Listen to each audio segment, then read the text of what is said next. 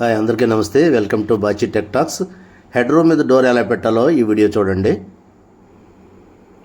ఇది చూడండి, ఇది హెడ్ రూము. డోర్ బయటకు ఓపెన్ అయినట్టుగా ప్లాన్లో ఉంది. ల్యాండింగ్ తిరిగిన తర్వాత ఈ ఎలివేషన్లో చూసినట్లయితే చూడండి, డోర్ ఇలాగే ఇక్కడ బయట ఓపెనింగ్ అయింది.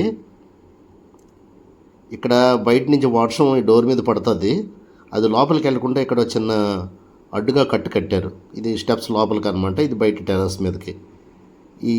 అదే డోర్ లోపలికి ఓపెన్ అవ్వాలంటే ఈ గట్టు కట్టడానికి కుదరదు. డోర్ అమ్మటే వాటర్ వెళ్ళి లోపలికి వెళ్ళిపోయి మొత్తం పెట్టి హాల్ అంతా తడిసిపోద్ది అనమాట. అందువల్ల డోర్ బయటకు ఓపెనింగ్ అయినా పెట్టి హెడ్ రూమ్ ఎలా పెట్టుకోవాలి. ఇది స్టేజ్ చేసే హెడ్ రూము.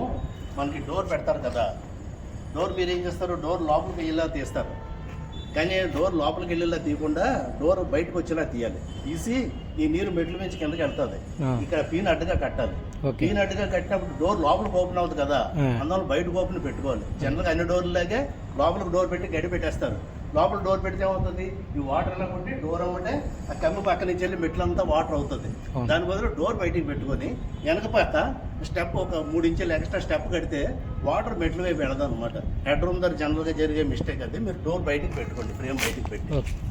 Thank you. నా బాచి టెక్ టాక్స్ సబ్స్క్రైబ్ చేసుకోండి. వీడియోస్ అన్నీ చూడండి, లైక్ చేయండి, మీ ఒపీనియన్ కూడా చెప్పండి. Thank you.